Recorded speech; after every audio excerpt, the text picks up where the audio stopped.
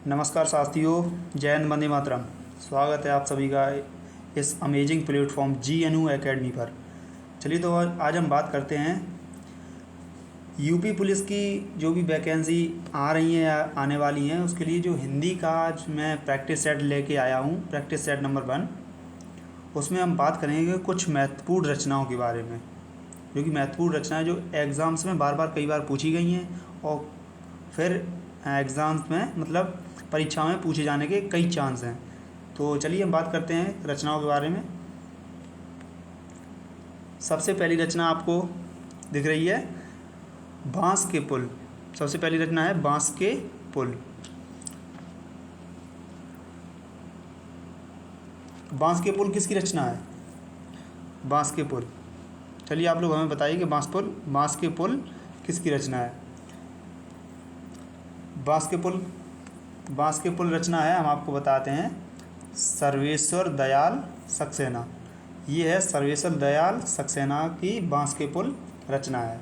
ठीक है, चलिए अगले क्वेश्चन पे बात करते हैं। आगे कौन सी रचना आपको दिख रही है? आगे आपको रचना दिख रही है सीडीओ। सीढ़ियों पर धूप। सीढ़ियों पर धूप में किसकी रचना है?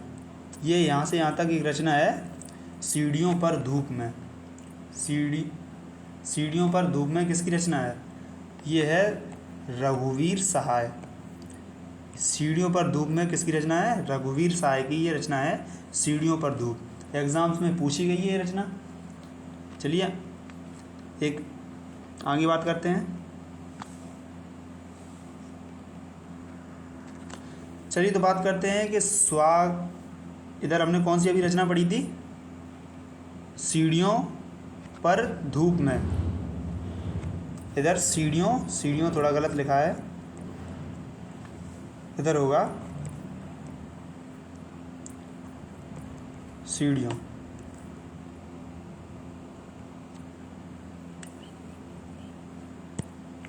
यह सीढ़ियों पर धूप में, ये है रचना। आपको पता चली गया है कि रघुवीर सहाय की ये रचना है। चलिए अब आगे बात करते हैं।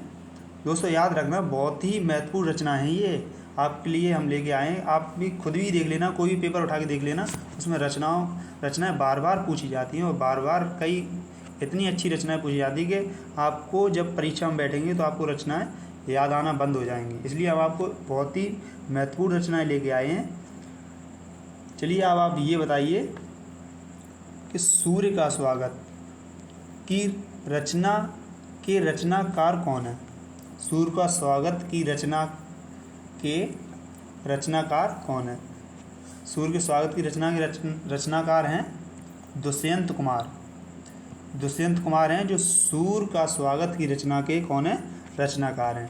ठीक है दोस्तों, याद रखना, बहुत ही महत्वपूर्ण रचना है ये आपके लिए। अब आगे बात करते हैं, आगे कौन सी एक और रचना है। चलिए इस रचना को आप लोग बताइए कि इतिहास का दर्द। इतिहास का दर्द किसकी रचना है? इतिहास का दर्द किसकी रचना है? इतिहास का दर्द है, क्या इसकी इतिहास का दर्द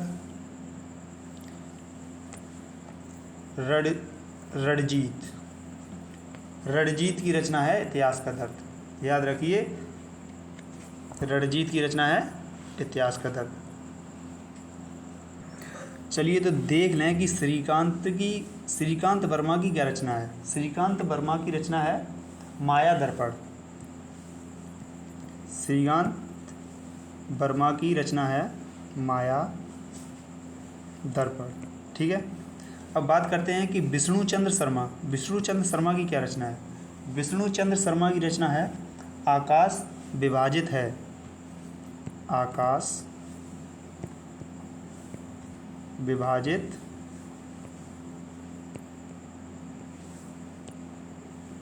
है। आकाश विभाजित है किसकी रचना है? विष्णुचंद्र शर्मा की। और श्रीकांत की कौन सी रचना है? माया दर्पण। और इतिहास का दर्द किसकी रचना है? रणजीत की। ठीक है, चलिए आगे नेक्स्ट पर बात करते हैं। नेक्स्ट आपको दिख रहा है कि मेरा रूप तुम्हारा दर्पण। मेरा रूप मेरा रूप तुम्हारा दर्पण रचना के रचनाकार कौन है? मेरा रूप तुम्हारा दर्पण रचना के रचनाकार कौन है? इसके रचनाकार हैं बाल स्वरूप राही। बाल स्वरूप राही इसके रचनाकार हैं बाल स्वरूप राही। बाल स्वरूप राही ने मेरा रूप तुम्हारा दर्पण रचना कब की थी? 1958 1958 में बाल स्वरूप राही ने मेरा रूप तुम्हारा दर्पण रचना की। और बात करते हैं कि विजेंद्र की एक रचना, विजेंद्र की रचना है त्रास। विजेंद्र की रचना है त्रास। ये कब हुई थी? ये 1966 में विजेंद्र की एक रचना है त्रास। इन्होंने 1966 में इस रचना को किया था।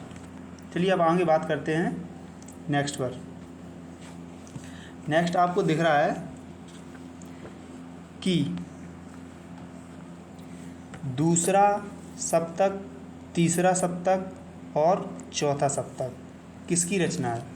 जब कभी भी बात की जाए, जब भी आपको दिखे दूसरा सप्तक की बात की जाए, कौन सा सप्तक? दूसरा, तीसरा और चौथा। जब आपको सप्तक शब्द दिख जाए, कहीं भी सप्तक शब्द कहीं भी दिख जाए, तो हमेशा याद रखना सप्तक शब्द का ही सप्तक शब्द के रचयिता हैं अज्ञे। तो पहला सप्तक, दूसरा सप्तक, तीसरा सप्तक और चौथा सप्तक, कहीं भी सप्तक शब्द दिख जाए तो आपको याद रखना है कौन है इसके रचनाकार? अज्ञे। इनका पूरा नाम है सच्चिदानंद हीरानंद वात्स्यायन अज्ञे। ठीक है, इन्होंने ये रचना कब की थी? चलिए बात करते हैं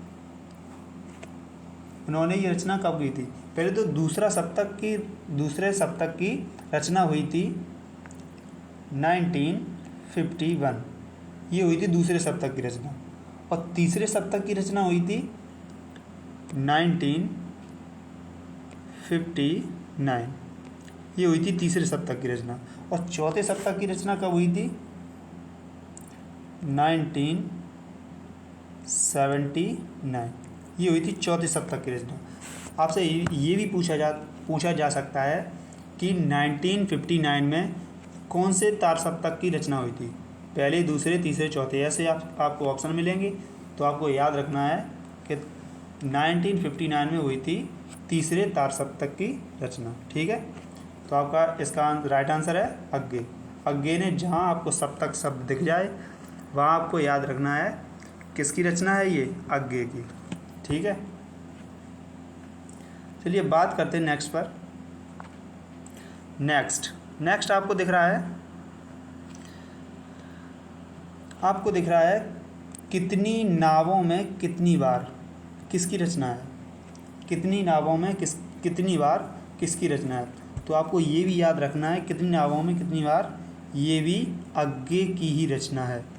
ठीक है, ये कितनी नावों में कितनी बार रचना कब की गई थी? ये की गई थी 1967 में। कितनी नावों में कितनी बार रचना की गई थी? 1967 में। और ये इसके रचनाकार कौन है? अज्ञे। ठीक है, चलिए दोस्तों अब बात करते हैं कि धर्मवीर भारती आपको दिख रहा है। धर्मवीर भारती की कोई एक रचना बताइए। और धर्मवीर भारती की एक रचना है अंधा युग। अंधा युग की रचना कब हुई थी? ये हुई थी 1955 में ये रचना बनाई गई थी। इसके रचनाकार कौन है? धर्मवीर भारती। ठीक है, चलिए आगे बात करते हैं। और आपको ये तो पता चल ही गया है कितनी नावों में कितनी बार, इसके रचनाकार कौन है? अज्ञे। चलिए बात करते हैं नेक्स्ट क्वेश्चन पर। ठीक है, आइए नेक्स्ट क्वेश्चन आपके सामने आ गया है। चलिए आप बताइए कि धूप के धान रचना के रचनाकार कौन है? धूप के धान रचना के रचनाकार कौन है? धूप के धान के रचना के रचनाकार हैं गिरजा कुमार माथुर। ये हैं धूप के धान के रचना के रचनाकार। अब ये धूप के धान की रचना कब हुई थी? ये हुई थी आपकी 1955। ये हुई थी आपकी 1955 में, धूप के धान। ठीक है, और इसके रचनाकार कौन है? गिरजा कुमार माथुर। चलिए नेक्स्ट पर बात करते हैं। आगे क्या है? बहुत ही इम्पोर्टेंट रचना है दोस्तों। आप ये मत समझना कि ऐसे ही वाकई में मैं ऐसी रचनाएं लेके आया हूँ, आप कहीं भी देख लेना उठा करके, आपको खुद लग ही रहा होगा कितनी महत्वपूर्ण रचना है ये। इसलिए आप कृपया करके इन्हें याद रखें ज़रूर। चलिए आइए नेक्स्ट पर बात करते हैं। आपके सामने आ गया ये बुनी हुई रस्सी। बुनी हुई रस्सी। बुनी हुई रस्सी के रचनाकार कौन है? बुनी हुई रस्सी के रचनाकार कौन है? चलिए आप बताइए बुनी हुई रस्सी के रचनाकार कौन है? बुनी हुई रस्सी के रचनाकार, चलिए हम बताते हैं आपको। बुनी हुई रस्सी के रचनाकार हैं भवानी प्रसाद मिश्र। ये हैं बुनी हुई रस्सी के रचनाकार। इन्होंने बुनी हुई रस्सी की रचना कब की थी? इन्होंने की थी 1971 में, 1971 में बुनी हुई रस्सी की रचना की थी भवानी प्रसाद मिश्र ने। ठीक है दोस्तों, याद रखना है इसको, बहुत ही महत्वपूर्ण है ये।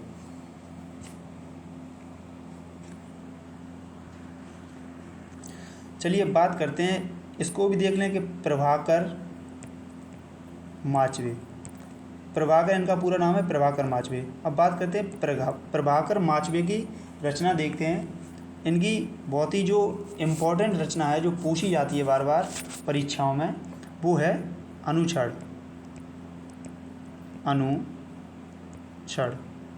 अनुच्छड़ रचना ये बार बार पूछी गई है। और ये रचना कब हुई थी? ये रचना हुई थी 1954 में। ठीक है, प्रभाकर माचवे के द्वारा ये रचना 1954 में की गई थी, अनुच्छड़। ठीक है, बात करते हैं आगे। नेक्स्ट रचना है, नेक्स्ट रचना आपको दिख रही है। सबसे पहले बात करते हैं नेक्स्ट रचना है क्या? चांद का मुंह टेढ़ा। आपको दिख रहा है चांद का मुंह टेढ़ा, बार बार परीक्षाओं में पूछी गई है ये रचना। ठीक है, चांद का मुंह टेढ़ा। रचना के रचनाकार कौन है? चांद का मुंह टेढ़ा। आपने परीक्षाओं पेपरों में देखा होगा कि बार बार रचनाएं पूछी जाती, ऐसी रचना बार बार पूछी जाती हैं जिसको आपको अंदाज़ा भी नहीं होगा कि चांद का मुंह टेढ़ा किसकी रचना है। चलिए हम आपको बताते हैं कि चांद का मुंह टेढ़ा किसकी रचना है। तो चांद का मुंह टेढ़ा है मुक्ति बोध की रचना। अब आपको अंदाज़ा भी नहीं होगा कि चांद का मुंह टेढ़ा मुक्ति बोध की ही रचना है। आप कुछ भी मतलब सोच रहे होंगे कि भारत भूषण अग्रवाल की तो नहीं है, नरेश मेहता की तो नहीं है, धर्मवीर भारती की तो नहीं है, या मुक्ति बोध की तो नहीं है। ठीक है, तो मुक्ति बोध की चांद का मुंह टेढ़ा। और मुक्ति बोध की और एक रचना पर बात करते हैं जो भी परीक्षा में बार बार पूछी जाती है। ये है भूरी भूरी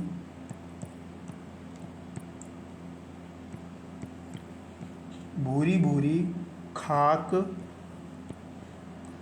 धूल। भूरी भूरी खाक धूल, ये इनकी रचना है। ये बार बार परीक्षा में पूछी जाती है दोस्तों, याद रखना। ठीक है, और इस रचना को कब लिखा गया था? 1980 में। इस रचना को 1980 में लिखा गया था। और बात करते चांद का मुंह टेढ़ा, इस रचना को कब लिखा गया था? इस रचना को लिखा गया था 1964 में, याद रखना। ठीक है, कभी भी आपको सन भी पूछा जा सकता है, और रचना भी पूछी जा सकती है, और रचना के रचनाकार भी पूछे जा सकते हैं। ठीक है दोस्तों, याद रखना। चलिए अब नेक्स्ट पर बात करते हैं आगे कौन सी रचना है। चलिए बात करते हैं कि कुकुरमुत्ता। दोस्तों आप बताइए कुकुरमुत्ता किसकी रचना है? कुकुरमुत्ता किसकी रचना है? तो कुकुरमुत्ता हम आपको बताते हैं सूर्यकांत त्रिपाठी निराला की रचना है कुकुरमुत्ता, ठीक है। और ये कुकुरमुत्ता रचना कब की गई थी सूर्यकांत त्रिपाठी द्वारा? ये की गई थी 1942 1942 में ये रचना को किया गया था, ठीक है दोस्तों। और इनकी एक और रचना है, इनकी एक और जो रचना है वो है बेला। बेला, बेला को कब उन्होंने प्रतिपादित किया था? 1946 ईस्वी में। इन्होंने बेला को 1946 ईस्वी में प्रतिपादित किया था, ठीक है दोस्तों। याद रखना आपको, ये बार बार एग्जाम परीक्षाओं में पूछी जाती हैं और परीक्षाओं की दृष्टि से और टीचर की दृष्टि से ये परीक्षाओं में आने के पूरे चांस हैं आपकी बार, ठीक है दोस्तों। चलिए बात करते हैं आगे कौन सी रचना है। आगे आपको दिख रही है आराधना। आराधना रचना के रचनाकार कौन है? आराधना। अब आराधना रचना के रचनाकार अभी मैंने बताया था, पीछे ये बताया था,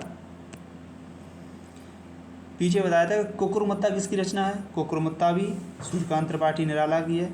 और आराधना भी दोस्तों याद रखना, ये भी किसकी रचना है? ये भी सूर्यकांत त्रिपाठी निराला की ही रचना है। अब आराधना रचना को कब लिखा था सूर्यकांत त्रिपाठी निराला ने? कब प्रतिपादित किया था? ये किया था 1953 में। 1953 ईस्वी में सूर्यकांत त्रिपाठी निराला ने आराधना रचना को बनाया था, ठीक है दोस्तों। चलिए अब बात करते हैं आगे कौन सी रचना है। चलिए आपको दिख रही है, ठीक है, आरती के दीप। एक रचना है आरती के दीप। आरती के दीप रचना के रचनाकार कौन है? आरती के दीप रचना के रचनाकार कौन है? तो ये हैं आरती के दीप रचना के रचनाकार हैं मोहनलाल। इनका पूरा नाम है मोहनलाल महतो वियोगी। इनका पूरा नाम है मोहनलाल महतो वियोगी, ठीक है। तो ये इसके कौन है? रचनाकार हैं। आरती के दीप के रचनाकार कौन है? मोहनलाल महतो वियोगी। अब इन्होंने मोहनलाल महतो वियोगी ने इस रचना को कब प्रतिपादित किया था? तो ये किया था 1940 ईस्वी में। ये किया था 1940 ईस्वी में। चलिए दोस्तों बात करते हैं कि सुभद्रा कुमारी चौहान की रचना देखते हैं, जो बहुत ही इम्पोर्टेंट रचना है। वो हम जौन सी रचना हमको महत्वपूर्ण लगती हैं वो हम आपको इसी में ऑप्शन में ही बता दिया करते हैं, जौन सी रचना हमको महत्वपूर्ण लगती हैं। तो सुभद्रा कुमारी चौहान की एक महत्वपूर्ण रचना है, वो है सुभद्रा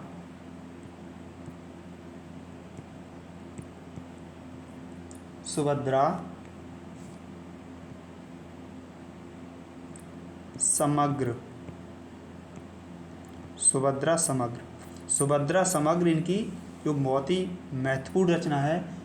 इस रचना को सुभद्रा समग्र ने कब प्रतिपादित किया था? वो किया था 1931 ईस्वी में, ठीक है दोस्तों। याद रखना 1931 ईस्वी में सुभद्रा कुमारी चौहान ने सुभद्रा समग्र रचना को प्रतिपादित किया था। चलिए दोस्तों आगे बात करते हैं कौन सी रचना है, नेक्स्ट पर बात करते हैं। नेक्स्ट आपको दिख ही रहा है, आपकी स्क्रीन के सामने आ चुका है कि हिमालय ने पुकारा बहुत ही महत्वपूर्ण रचना है। और हिमालय ने पुकारा, आप बात करते हैं ये रचना है किसकी? ये रचना है गोपाल सिंह नेपाली की। क्योंकि नेपाल में आपको पता है हिमालय की चोटी है, तो उन्हीं के नेपाली आपको दिख रहा है, तो आप इससे भी पता लगा सकते हैं कि हिमालय ने पुकारा किसकी रचना है? गोपाल सिंह नेपाली की, ठीक है दोस्तों। चलिए बात करते हैं कि हिमालय ने पुकारा रचना को कब प्रतिपादित किया था। तो इसको किया था 1963 और 64 ईस्वी में। याद रखना ये 2 साल में इन्होंने कंप्लीट की पाई थी। 1963 और 64 ईस्वी में हिमालय ने पुकारा रचना को प्रतिपादित किया था। किसने किया था? गोपाल सिंह नेपाली ने। ठीक है दोस्तों।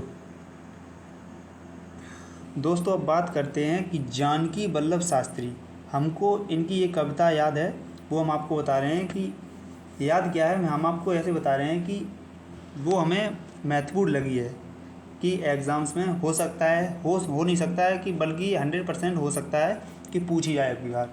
इनकी एक कविता है, वो कविता है किसने बांसुरी बजाई। किसने बांसुरी बजाई, किसने बांसुरी बजाई, ये इनकी कविता है, कविता। ठीक है दोस्तों, याद रखना इनकी कविता है ये। हो सकता है आपसे एग्ज़ाम्स में पूछ ली जाए कि किसने बांसुरी बजाई किसकी कविता है, तो आपको याद रखना है किसकी कविता है, जानकी वल्लभ शास्त्री की। तो पहले तो आपको ये पता होना चाहिए हिमालय ने पुकारा, हिमालय ने पुकारा किसकी रचना है, गोपाल सिंह नेपाली की। ठीक है दोस्तों, चलिए अब आगे बात करते हैं नेक्स्ट क्वेश्चन पर।